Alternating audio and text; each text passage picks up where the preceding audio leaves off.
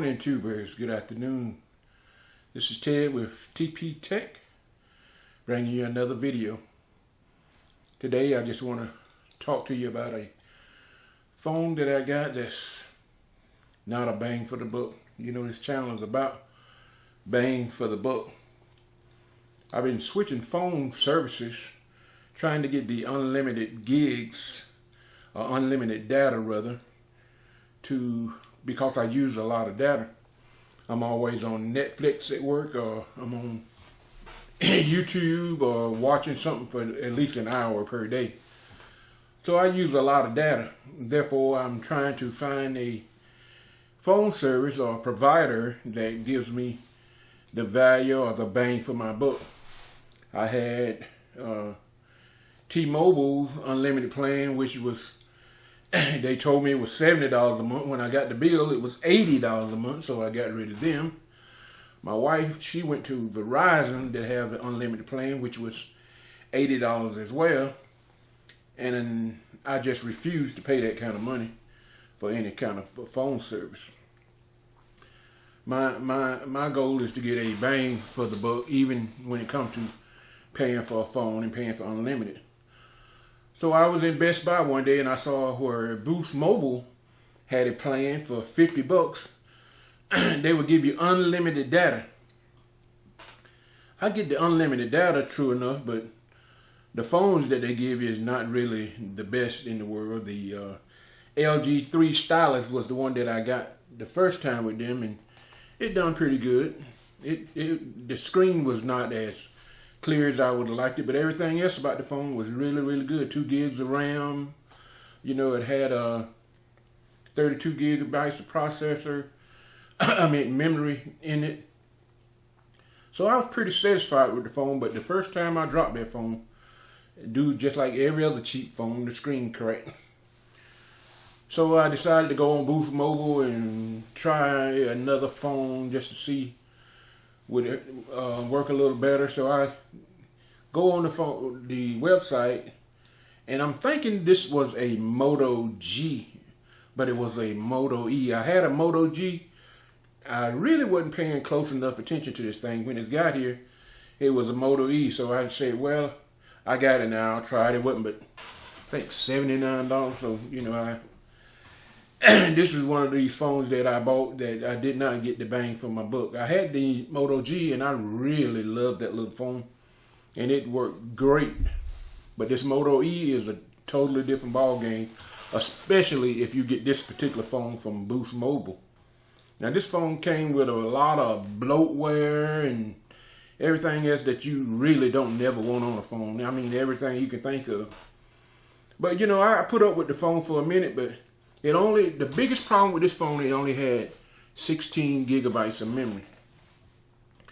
And even that wouldn't be so bad as when I started putting my own apps in it, this particular phone decide, hey, you going over your 16 gigabyte limit, so I'm going to delete this. If you reboot this phone, I'm going to delete this. We're going to go back to start. I'm like, what kind of craziness is this? Is this just a phone that I just got, or do all of them do that?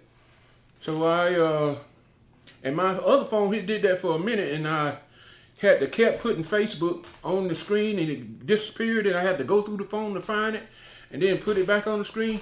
So if any of y'all having this kind of problem with a Boost Mobile phone, please comment in the comments. But this phone don't buy a Moto E from Boost. If you're going to buy a Moto E, you better get it from Google. But don't buy it from Boost because it's bloated with bloatware, it's bloated with all kind of Boost Mobile stuff.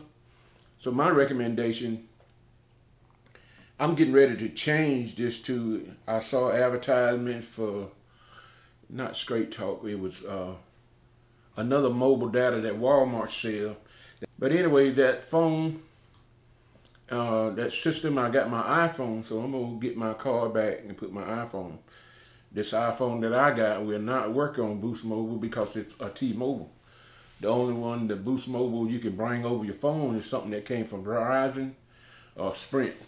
And some of the Sprints won't even work, you know, in this Boost Mobile, bringing over your phone. So that $50 a month was a cheap phone. It just wasn't a bang for my buck for me because I wasn't getting the kind of phone, you know, like I needed a GPS in that Moto E, and it done erased the GPS at a critical time I needed when I didn't know it had done erased it.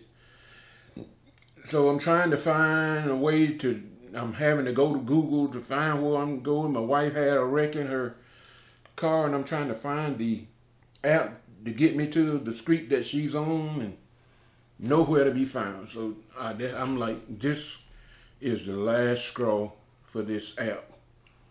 So this is the last straw for this phone, really. I'm like, that's just it. I can't have a phone deleting my apps, especially when I need it at a critical junction. So I finally figured out that I can get Google to do it. So when I said okay Google, it made me set it up all over again. I'm in the okay Google, I'm doing it 3 or 4 times just to get it to activate. So finally I get on the Google network on this phone, and I got the map to exactly where she was on Antioch and what was it, Geyser Road. So I finally got to my wife, and the car is totaled. The one that hit her is total. So I'm all shook up about this phone. I'm trying to now get the directions to the hospital, and I can't get the directions to the hospital. The phone going in and out over in Fayetteville. I'm like, man, this is a mess. It was just a traumatic moment at the wrong time.